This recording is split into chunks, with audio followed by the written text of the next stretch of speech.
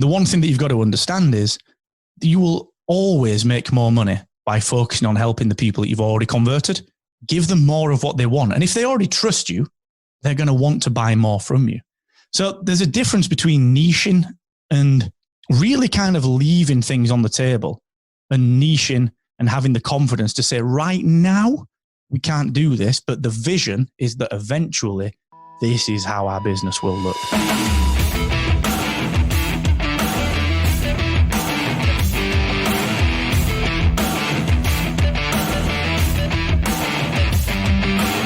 Welcome to episode 4 of season 8 of Live in the Feast. I'm Jason, aka Rez, helping you grow your business by having a conversation with someone who's been there, had success, and built a business designed around the life that they want to live. That's Live in the Feast. If this is your first time listening, hit that subscribe button so that you get notified every time a brand new episode drops. Live in the Feast is in your podcast app of choice. And as always, if it's not there, let me know. I'll get it there. If you've heard the show before, go ahead and leave us a review on iTunes, or go ahead and drop a comment in your podcast app of choice. Today's co-host is Mark Asquith. Mark is the CEO of Rebel Base Media. He's also known as that British podcast guy. I wanted to bring Mark back onto the show. Yes, he was a guest in season 5, episode 3, where he was sharing his tips on overcoming fears. But I wanted to bring him back so that we could pick his brain a little bit about how to create a vision for your business. If you're like me and have all these ideas and things that you want to do and explore in your business, well, Mark has the answer to that. Since Mark has seemingly done it all with podcast websites, Captivate.fm, Podcast Success Academy, as well as coaching, I knew that he'd have a story or two to share about how he's managed to set course into the industry of podcasts and be successful at planting his flag and in a number of offerings. Well, in this episode, we dive into why playing the long game is so important and how to sit back and be patient and see how the market reacts. We also talk about leveraging what you're doing internally and how that may be able to solve bigger problems in the market. And finally, Mark's going to share why this phrase sits behind everything that he's done. Solving one problem, not doing one thing. This is a really good one. So here's Mark and myself.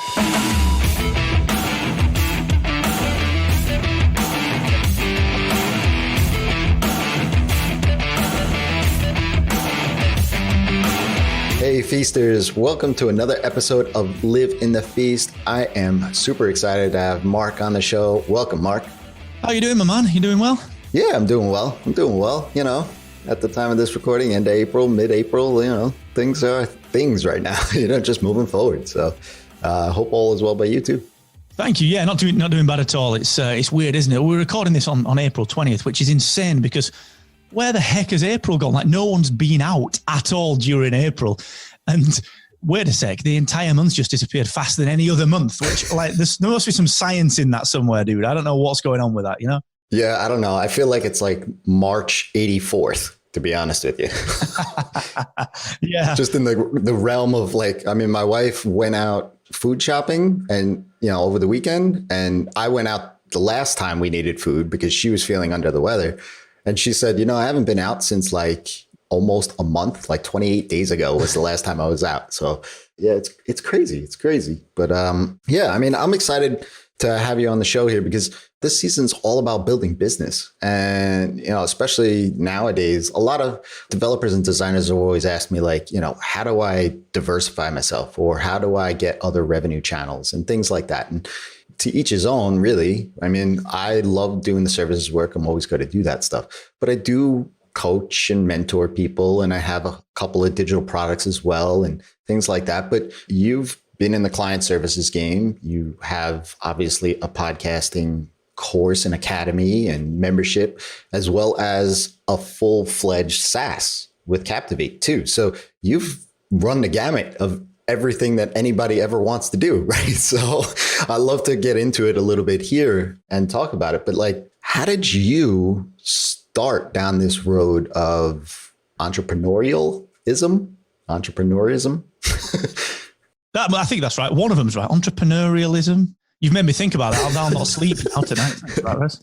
Do you know, it's a funny one. Like I'm just a weird guy. Like I'm quite outspoken with things, which I think that the same kind of part of the brain that makes you quite outspoken means that you don't tend to stand for letting problems pass you by as well, which has led to a lot of businesses. You know, just to add a bit of context into what you said earlier. You know, we run what is essentially a recurring revenue service business with podcast websites. We run a membership with the Podcast Success Academy. We run SaaS with Captivate.fm, and all those are bootstrapped. Like none of those have had investment. We also do run a client services business with the studio, the recording studio, and the editing and production arm. But we also run an actual angel invested startup, which is really stealth, really quiet. So like we quite literally have like almost every type of business that you could think of. And I've done coaching in the past, and I've never really thought of myself as an entrepreneur, and I still don't. It's one of the most frustrating things that I see people doing is define themselves as an entrepreneur before they've made any money. Mm-hmm. And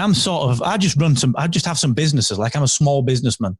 That is it. Mm-hmm. But I think that the part of me that's always so outspoken is the part of me that's caused me to create these businesses. Because every time I see a problem and I think to myself, well, I could probably do something about that, I tend to do something about it. So I've been certainly in business since about 2005. Mm. When I just got so annoyed, like very quick version of the story. Like I used to work in data and admin and kind of like financial services and pensions, and it was dull as dishwater. I mean, it was crap. And I remember I was earning about 19 grand a year, and I was 21 at the time. And I thought, like, you know, this is in 2003, 19 grand a year, 21. That actually wasn't bad in the day in England. So that's what, $24,000. In fact, back then, mate, it was like $35,000. The exchange rate was insane, but we'll not talk about that. It's a depressing story. But I got this other job. So we live sandwiched between two major cities in the UK. We live between Sheffield, where the studio is now, and Leeds, which is, they're pretty much equidistant. And I got this other job in one of the other cities. I was living working in Leeds, and I moved down to Sheffield for this other job. And I got paid an extra $2,000 a year. So I was like, well, this is cool. I'm whatever, 20, 21 years old at this point. I got this new job. It's $2,000 a year extra. This sounds great. And I turned up on day one of that job. So the brand new job, full of beans, even got a new shirt, turned up, and it was the same crap, man. And I lasted less than 3 hours in that job. I just put my pen down and walked out. And I told the guy, his name was Graham. Hi, Graham. I just said, look, mate, I'm not coming back. I said, this is pointless. I've been here 3 hours. I'm not letting anyone down. This is crap. I'm out. And I remember, it's funny because now we go, not that I'm an alcoholic, but we go drinking up that road where the office is because we're now in Sheffield. And I walk past the building very, very often. And I always remember the same walk. And I called two people on my way back to the station that day. I called my mum and I called my dad. My mum and dad are separated. And I called my dad, who's always had his own business. And he was like, yeah, good shout, well played, crack on. Don't worry about it. You know, we don't know what'll happen, but something will happen. And then my mum, she was not the polar opposite, because she was very supportive, but she was like, are you kidding me? What are you going to do? And it was always amazing to me to have that kind of, that juxtaposed set of opinions. And that was, I suppose, when my quote unquote entrepreneurial journey began, when I quit that job and I had no idea what I was going to do after that. Wow. So you started your first business on the heels of that. Yeah, so I did. I suppose I did start my entrepreneurial journey hot on the heels of that, but it wasn't, again, I still feel uncomfortable even saying that. It was just, what am I going to do next week? So I started working with my dad, who was an electrician, still runs his own electrical business. And a couple of things happened. The first one was I started earning a little bit more money. So I started an apprenticeship and I was earning decent money after that. And I did that for maybe like 7-8 months and got I was very lucky to get a fair chunk through an apprenticeship. And I just started earning semi-decent money. But what really amazed me with that was, it was me being able to control what I was earning. So it was not like, okay, you got to do 9 to 5 and we're going to tell you how much we're going to pay you. And I always struggled with that. I could tell you 1,000 stories about me arguing with managers, about them basically being idiots. And it was the first time that I'd ever felt kind of free. And then I was a bit of a blagger back then. I've always got the confidence, I'm sure you have, and I'm sure many of your listeners have, listening to this can relate to it. I've always got the confidence that I can do something and then just figure it out afterwards. Mm-hmm. And I've got this really weird habit of just diving into things and thinking, I'll figure that bit out later. I didn't realize until about 10 years later that Richard Branson actually quoted that. He says, just say yes to something and figure it out later. I had no idea. I just lived by the seat of my pants at that point. So I got this training contract where I would train the Ministry of Defense, the National Health Service. Like I ended up with this really high security clearance. I was escorted around what they call them, like barracks, like armed forces bases with, with guys with shotguns and machine guns there escorting me. Like I got to that level of security clearance. And this was on a contract basis, all through just blagging it, saying, yeah, I can teach people IT. And that was the next thing I did. So I quit my job, did 6 months apprenticeship as an electrician, 8 months doing that, and then blagged my way into this job. But this job, it was a day rate. So I was like 23 and I went from earning 20 grand to just shy of 200 grand. And it was crazy. Mm-hmm. So in this really short, dense amount of time, I had all this experience of, wait a sec, it's not how many hours you put in, it's the right type of hours. Mm. And that's when I started billing. Like I was a freelancer, I was billing for my time and for my work. And then the businesses, the solid businesses where it's either client services or monthly recurring revenue or SaaS business, like all that stuff came later. But the first taste of quote unquote entrepreneurship was that, like finding a contract, blagging my way into it, really delivering very well on it. Like I did that for about 5 years, and that was from blagging it. In fact, I'll tell you a story. The first thing that I did, this is a big lesson to learn. The first paycheck that I got, so I blagged my way into this contract earning like 200 grand a year. It was an insane day rate. And the first thing that I did with the very first paycheck, I did 2 things. Number 1, I went and got a mortgage approved. Number 2, I reinvested that entire first paycheck in getting qualified in the stuff that I was doing. So, I mean, like I was a business change project manager. So I did a training qualification. So I'm a certified teacher and trainer. And I did a big project management qualification. And that was the first paycheck. I didn't keep any of the first paycheck and reinvested that. So it was kind of like, yeah, of course I can do the job. Pay me to do it. And then when they paid me, I was like, I'll get qualified in that thing that I said I can do. So I did that, which is a huge lesson. That was a huge lesson that I learned very, very early. And then I gave it all up and I went back to earning 20 grand a year.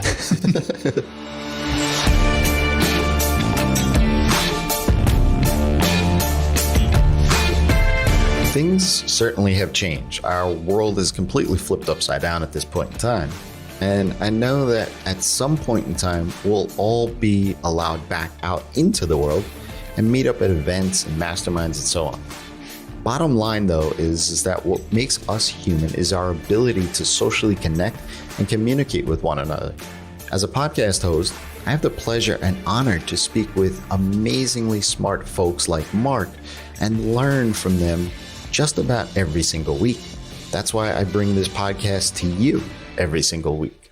Well, I also wanted to make learning from like-minded people running businesses, trying new strategies, and grow together as easy as possible for you, as well as other developers and designers and creative professionals creating client services. Welcome, Feast Club. And don't worry, you won't have to pony up your entire first paycheck like Mark did. This is one of the big reasons why Feast Club exists. Another is that there are plenty of stale articles from 2008 on the web giving you advice on how to run your business and double your revenue. As a Feast Club member, you'll be a part of a community of like-minded developers, designers, and other business owners looking to build predictable income and systems to grow your business. Support and confidence from everyone inside of the club helps you make great strides in achieving those goals that you set out for when you started your business. This is a private community that is sharing stories and strategies, resources for marketing and optimizing, pricing, selling, and building services. Ultimately, it's a safe place for you to share ideas and get support. You'll get access to a private podcast as well as bite-sized pieces of content that I'll be sharing regularly, including things that I'm working on. This is all for just $5 per month. Yep, $5, not your entire paycheck. You'll also get access to a private Slack community, a monthly Q&A, as well as virtual co-working sessions. So if you want to check this out and join a community that is growing leaps and bounds at this point and built on the saying, a rising tide raises all boats, head on over to feastclub.co today. And yes, you did hear that right. It's only $5 a month for limited time. And that limited time is for the foreseeable future. But if you join today, you lock that price in for as long as you are a member. I hope to see you on the inside of the club. But now let's get back to the conversation.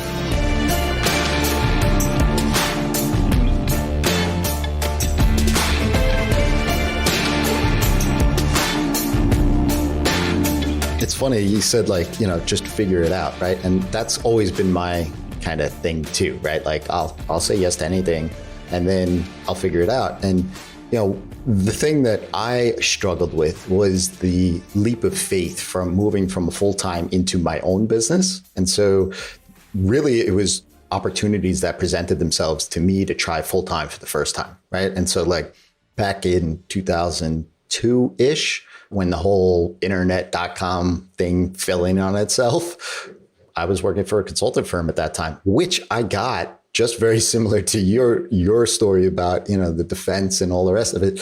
Was I just said yeah to the job and they hired me and then I figured it out, right? And so long story short, they laid me off because it was essentially a body shop and we were just writing code for any startup that was out there. And so once the startups dried up, then there was no need for us anymore, right? And so I was like, hey, I got a skill. I can do this. Let me try this myself, right? And 18 months later, I had no business sense, right? So I had no way to, do sales and marketing. I had the skill, the implementation side of things. And so, I went and got another full-time job, but I was like, I'm going to figure out all this other stuff because I know I don't want to sit at somebody else's desk like you.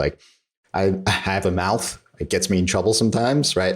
If we share a beer, I'm sure we're going to have stories back and forth about what we told our ex-bosses and things. And so for me, it came to 2010 when the opportunity presented itself. I couldn't take that leap of faith without having that safety net. So I was essentially building a full-time business while working full-time. And so it got to the point where I was burning the candle at both ends, but then I left. And so it was like, hey, I now have a roster to fall on tomorrow. Now let me just figure out how to formalize all of this stuff. And much like you, I think it's super smart too. And I've heard this from other folks as well, is that first project that you get in, instead of taking profits, putting it in your bank, buying a laptop, this, that, and the other thing, reinvest that. Whatever that means. If you have to learn a new skill, if you have to get a certification, if you have to, whatever, hire a friend who has a skill that you have just so that you could pick their brain for a day.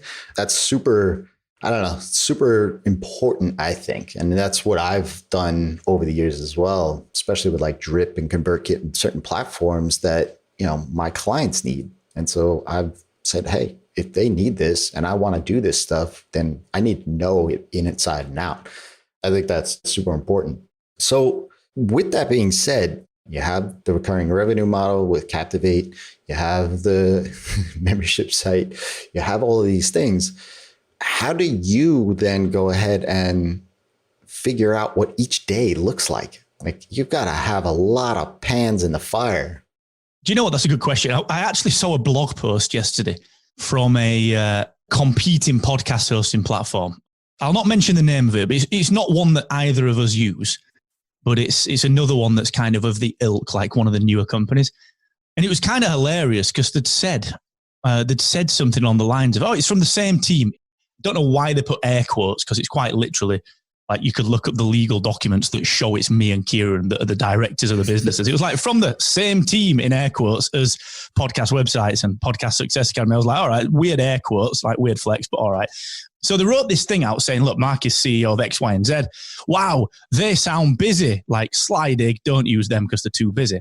And that was really interesting to me because it's one of those things that I think people underestimate. So think this through. You wake up in the morning, you go to the gym, you walk your dog, you cook your lunch, you put some stuff in the slow cooker for dinner, you maybe do your day's work, your morning's work. Then you go downstairs, you eat your lunch, and then you come back and you kind of get some phone calls because you got to sort your car insurance out and your house insurance. And then your partner needs a little bit of help with something. Oh, you got to sort that decorating out for the weekend because the decorators come and you got to clear the room out. And then on an evening, you play a bit of Xbox, or you go to the gym again, or you see the kids, you play with the kids, or you go to the driving range. Like, you do all these different things, and no one ever says, how do you manage to get any work done? You just do your normal day-to-day life. And the thing is, one of the challenging things that I think a lot of people try and think is, in order to be niche, I've got to do one thing, not solve one problem.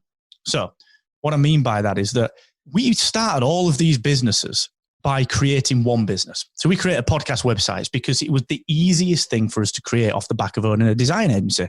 We had a digital agency, we worked with Bosch, Adobe, New York Times, all from this little office in Barnsley. When we started podcasting, no one was doing WordPress for podcasters, no one. So we created this business. But in order to help with retention for that business, guess what we created? An internal academy. We built a podcast hosting back end in 2013. So actually, we're not doing any more than anyone else. All we do is we stick them in boxes. Captivate's the hosting. The academy is this.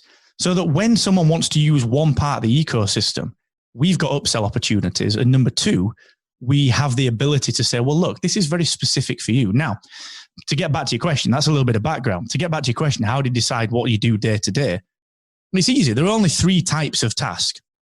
Very easy. Quite literally only 3 types of task in the world. Important, interesting, integral. They're the only types of tasks that you can do. You do the important ones. That's it. So you do the important ones when you've got the chunk of willpower on a day. Like my gets to 1 p.m, mate, and I'm out. I'm done. My brain is fried. I'm done. So I'll make sure to do the important tasks, the real big game-changing tasks, the stuff that moves the business forward, 7 a.m. to 1 p.m. Then I do the interesting stuff to refuel. And then I do the integral stuff, like billing, chasing up, accounting, all the stuff that you have to do, like legally obligated to do. And guess what? You right now, Rez, you're squarely in the interesting category. Like you're a person that's lifting my willpower up right now so that later I can go and sort out a bit of paperwork that I hate doing. But you've given me enough, you've given me enough momentum to go, do you know what? I'm going to get this thing done that I don't like doing. So I've just done an hour with Rez and it was brilliant. Nice. So it's very simple to actually manage it. And one of the things, like I said, right back at the beginning of this very long-winded answer, when people say you have to niche or niche, what people assume is that you've just got to do one thing, which is fine, but that's not to say that you should never do other things. So what you have to do when you're trying to do more than one thing is find out the problem that you're solving. For us, very simple. We help people launch and grow their podcasts. Very, very simple. But we spent 2 years building one product, Kieran and I, both of us working 15-hour days to build a product, then hire a team for that product. And then guess what? We did it again.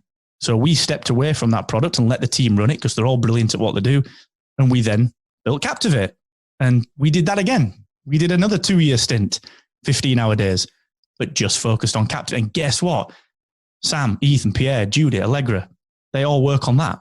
And Kieran and I, we work on it, but they're the guys day to day that really hammer it and crush it. And guess what? Now we can, we build productivity and podcast success. So that's the way to do it. Is there's so many people that are willing to look just at this surface and say, well, you're doing too much or you're not niching enough. But you've got to trust your vision. Right? Sam came in earlier and she said to me, we've got a guy that's wanting a second website on podcast websites. And I said, okay, that's cool. Yeah, 20% discount on his second site. She said, it's brilliant this because he's an Academy member. He's using podcast websites twice. And he's a Captivate user, runs all his podcasts on the Captivate podcast hosting platform. I said, that is great, but it's always been the plan. And one thing, this is a business-oriented season. And the one thing that you've got to understand is you will always make more money by focusing on helping the people that you've already converted. Like we know that acquisition is more expensive than retention. Give them more of what they want. And if they already trust you, they're going to want to buy more from you. So there's a difference between niching and really kind of leaving things on the table and niching and having the confidence to say, right now, we can't do this, but the vision is that eventually this is how our business will look. And that's what you've got to have the balls to do. Not easy because everyone's going to try and stop you, but forget them. Yeah, exactly. Keep moving forward. I love that. So I do have 4 different questions in my brain off of that back of that. But before we get into that, I love to ask this question of guests, because for me, it comes full circle always. Like whatever we're talking about, whatever we're hearing, the discussion that we have, when I hear the answer to this, I can always lead it back in my mind. Like, yep, that's exactly, there's an alignment there. And so what for you has been your defining moment in life so far? So there were 2 moments, and they were both very closely related. I did a TEDx talk a couple of years ago and spoke about this in a lot of depth. That was a great talk, by the way. Well, thank you, sir. I appreciate that. So if you saw that one, which actually I remember us talking about it when I did it. So the hot dog story was the first one. The bottom line, very quick version of that was when I was a kid, I went to a school disco, and not realizing that in order to get food at this school disco, you needed money. I thought it was just free. My parents didn't have any money, so I didn't have any money to get a hot dog. I was in the line, and I had to give the hot dog back in front of everyone. Like, it was gutting. So that taught me very early on that I never wanted to feel like that. But what I did then, Rez, was I related that to money. So I thought I need to earn money. I remember earlier I said to you, I gave all the 200 grand a year up at age 25. I was 25 at this point, to go back to earning 20 grand a year or less than that. That was because the second part of that story, well, the second part of that lesson took, 18 years to come to fruition. So I was 7 when the hot dog thing happened, which taught me and defined that I never wanted to feel like I didn't have enough money to do something again. The second part of it was when I got to 25, I was earning 200 grand a year. I was putting invoices in, like ridiculous invoices. I didn't have anything to spend the money on, Rez. I didn't know what to do with it. So I saved it. And one day, the manager of this place that I was consulting for, she said to me, I need you to be at this place, which is a 3-hour journey away. I need you to get up on a winter's morning at 5 a.m. and drive there. And there's no real need for you to be there, but I just want you to be there to justify your day rate. And I was like, well, I can be at home on call like I am and save the fuel, save the time, be a lot brighter. And actually, I'll do some other stuff for you as well. No, she wanted me there. And I was like, nah, I'm out. Again, same day, I was like, I'm done. See you later. And that was the second defining moment, was that feeling that I had when with the hot dog. It wasn't about the money. I thought it was, but I had the money at 25. I was earning the money. It was actually about the control. Someone dictating how I should feel. So those 2 defining moments, even though they're 18 years apart, were very, very, it's like 2 sides of the same coin. Mm-hmm. And I didn't realize it at the time. So they were massive things. That's why since 2005, I've not worked for anyone else. It's why for the longest time, I think I only got a pay rise like 3 months ago from being, 27, like 11 years ago. I only got a pay rise because we reinvested everything back into all the businesses. And Kieran and I said, we don't want to take any money out of these things. We could do this, but I'd rather hire a designer. I'd rather hire another support person, or rather keep the money there and do something with it, like go to podcast movement and not just go, but really bloody go. Mm-hmm. So it's always been this picture on the long term, and it came from those 2 moments. So yeah, that's probably the first time I've put those together like that, actually. Yeah, that's great. I mean, 2 sides of the same coin.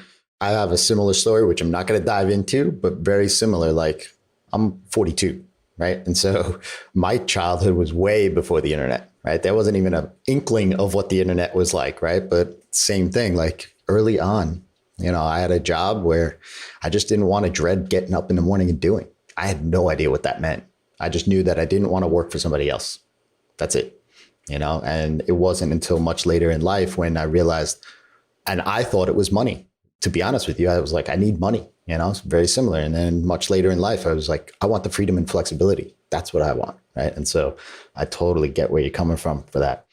So one of the big questions that I have for you is when you were talking about that vision, trying to see what it is that you're specializing in and whether you're niching down, serving that customer that you already have, right? Because, we know that, right? Like, you get them from $0 to $1, it's much easier to get them to open up their wallet again, right? And so was there some exercise or some thought process or something that you went through yourself to kind of put that vision together to say, hey, look, we're going to serve these kind of folks today, but we know that they're going to have all of these other needs and aspirations in the future, but we're going to focus 2 years on this right now.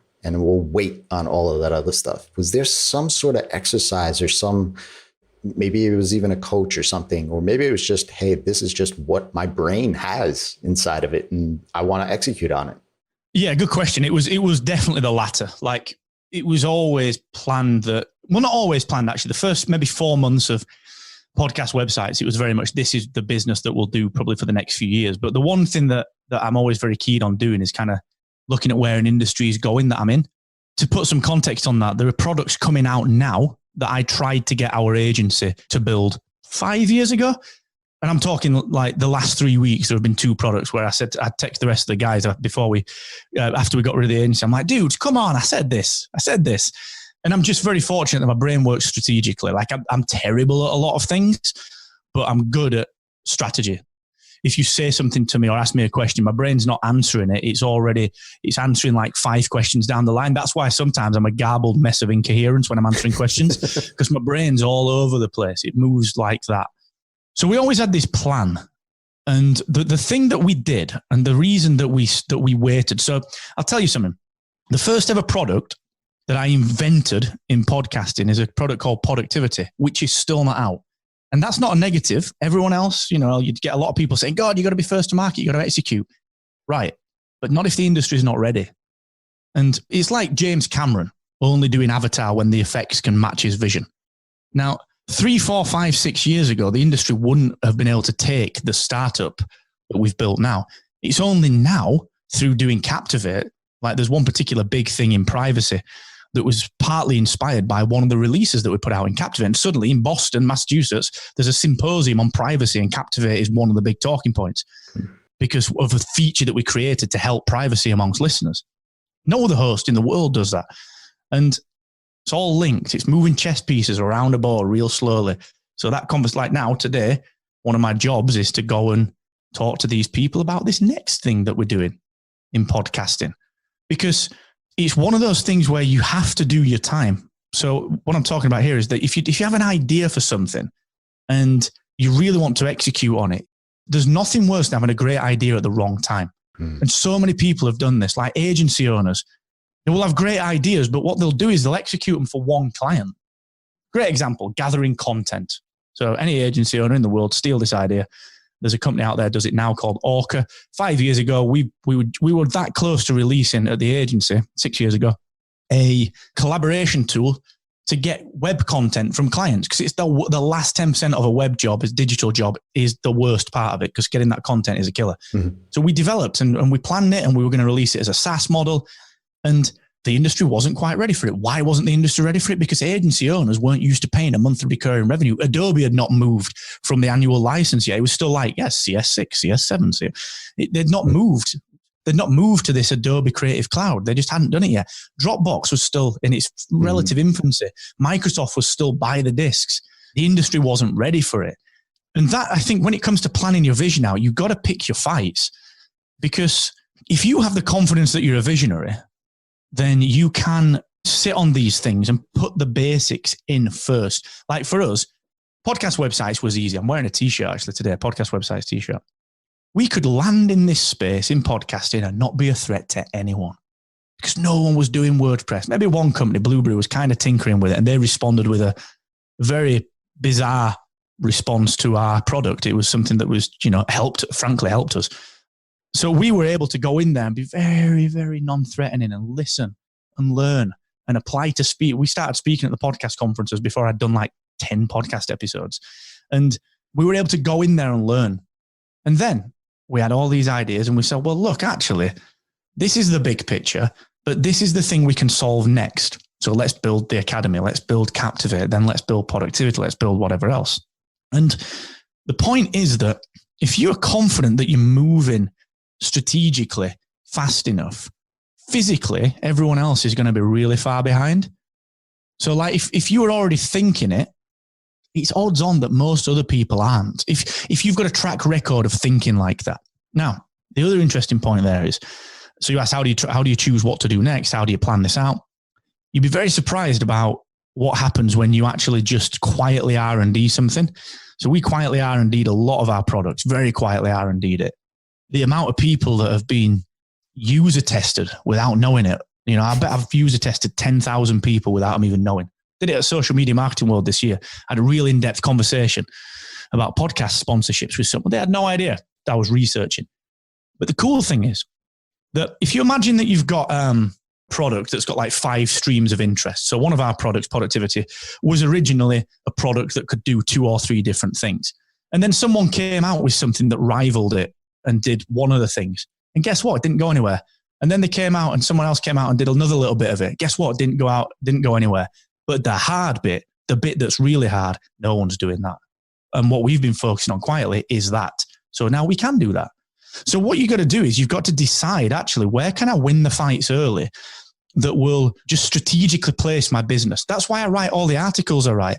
Like I wrote a 10,000 word piece on what Apple Podcasts is doing next. Why do I do that? It's not because I like writing 10,000 word pieces. It's really bloody hard. But I do that so that when we release something over here or over here or over here or over here, they trust me because everyone's seen that 10,000 word piece. And actually it makes a fair bit of sense. Like, this guy does know what he's talking about, and he's put his time in, he's well researched, and he doesn't just say things flippantly. So if he puts that care and attention into an article, what's his product going to be like? Right.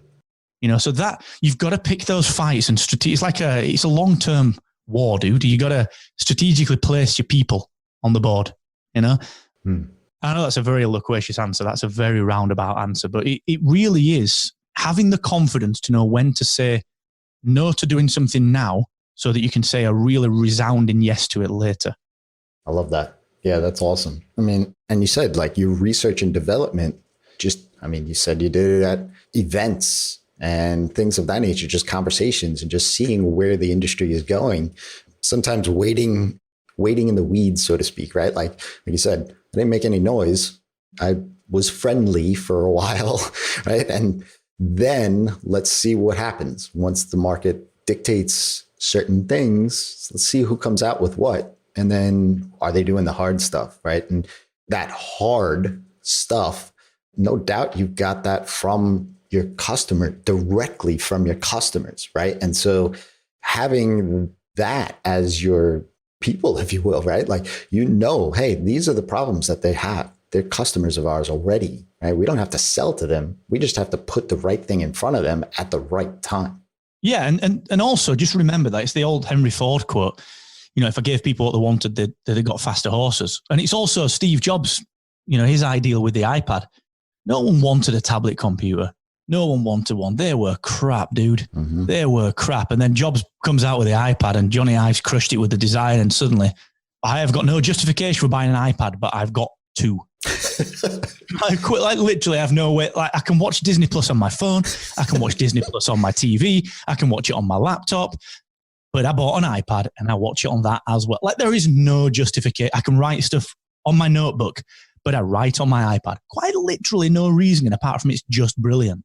So the point with that is that you have to spend the time deeply understanding your industry. So I understand with the industry, every product that we build, I assess it from the angle of you and I, the creator, the brand sponsoring a podcast, the production network like Hernan and Wondery, the actual large-scale podcast network that wants to create an independent set of shows. I assess it from a marketing perspective. What would the CMO of this brand want from this product? I assess it from you trying to sell it to your CEO.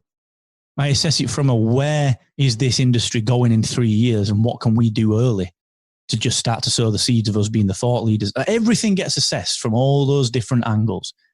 And certainly with a couple of the stuff that we've done, so the productivity tech, I can't really talk too much about it right now, but when I talk to the people who I can talk about it with, when I tell them what we've developed, they're like, holy, are you kidding me? I didn't even know I needed this, but give me it now.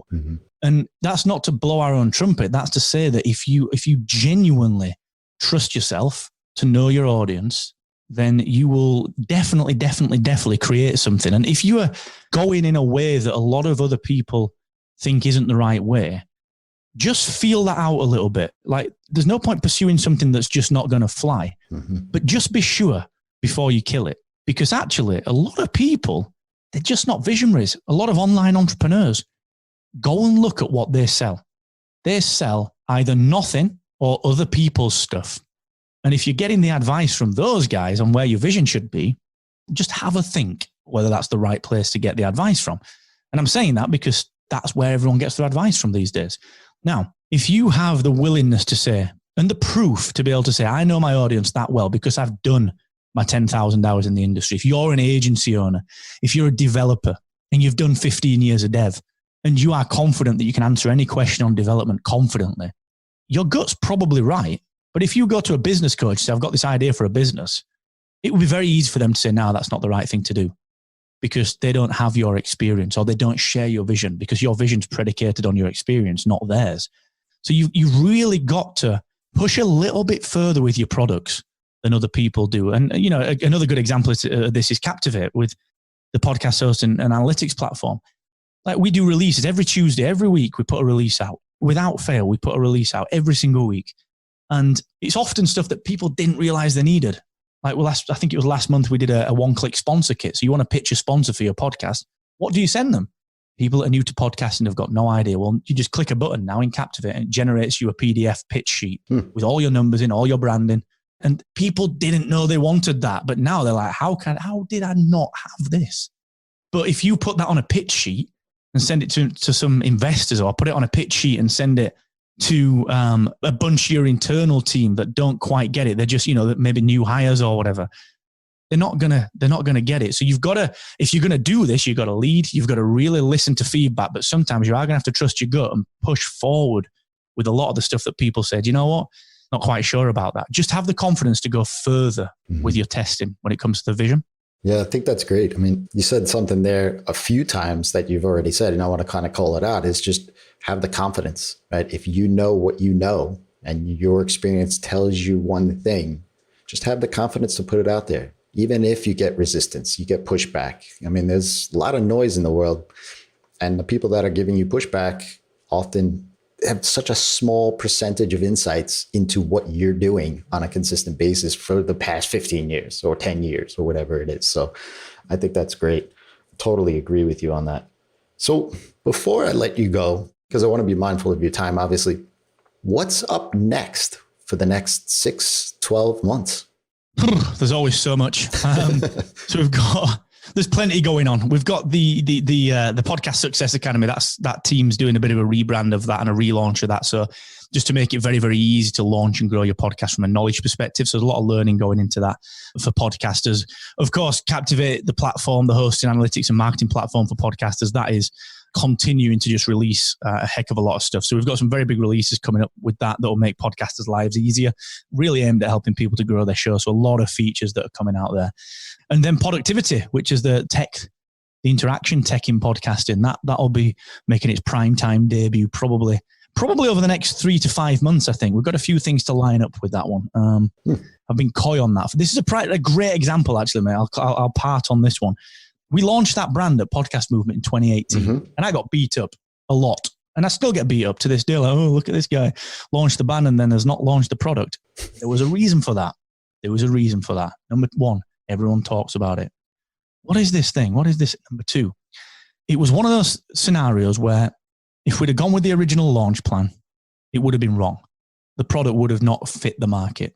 So you got to have the balls to kind of slow down, stop, think, and just shave some of the edges off things sometimes. And that's what we do with productivity. So that's the next big thing. In fact, the next thing that I'm doing after this is a call with Ed, who's one of the lead developers there.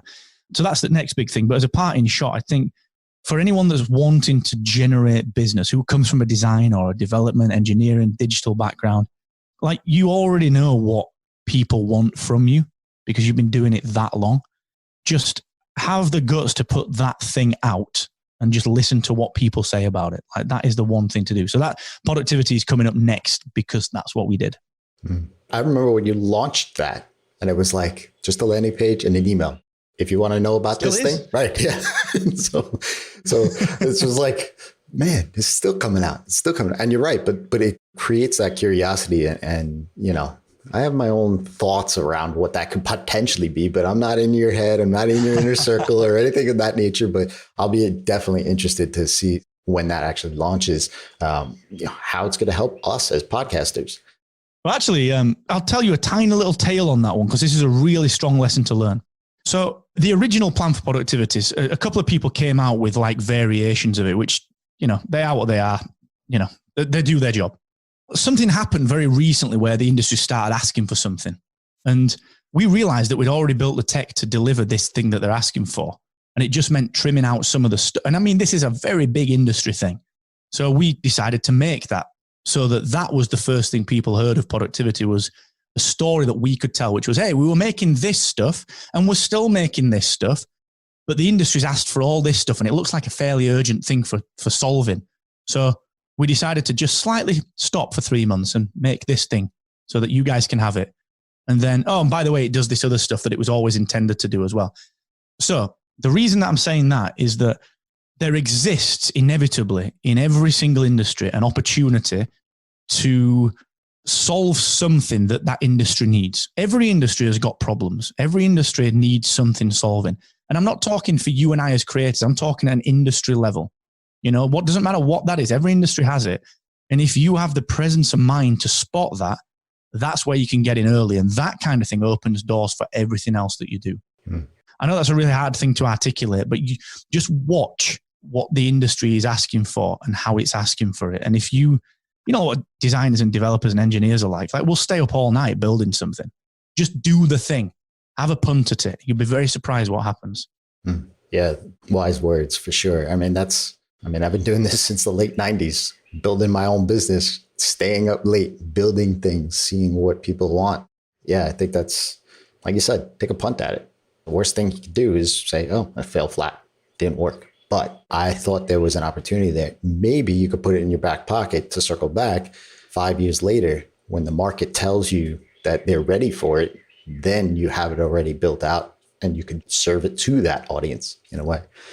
So thank you, Mark. We're going to put all of the links in the show notes. So go check out Mark and all the things that he does at Captivate, Podcast Success Academy, podcast websites, everything. Rebel-based media is where you probably find it all. And Mark, we'll actually link up also your TEDx talk as well, because that was a great talk. Very inspiring and very emotional, roller coaster like, right? And so for me, that was, as soon as you put that out there on your various channels, you did it slowly, but I was like, hey, this is great. And I took pause, grabbed a cup of coffee, and I just watched it. And it definitely, we'll put the link. You could go ahead and grab a listen on that. Thanks again, Mark, for sharing some time with us. Where could folks reach out and say thanks? Well, thank you, buddy. It's been good to chat. We chat all the time on Twitter and various other things. So thanks for having me on, dude. You can just, the easiest way to chat is just hit me on Twitter at Mr. Asquith on the Twitter, and we'll have a bit of back and forth there. But yeah, thanks for having me, man. I appreciate this. Yeah, thanks. And for all of you listening, until next time, it's your time to live in the feast.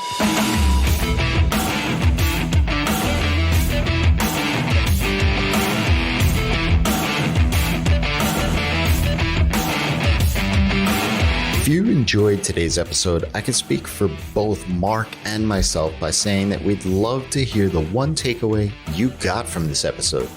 Super simple. In your podcast app, presumably this one that you're listening to right now, drop that in a comment or a review. Or go ahead and share it in a tweet and tag me at Rez. Don't forget also to hit that subscribe button so that you'll be the first to listen in next week when we dive into another success story on building your business. Till then, it's your time to live in the feast.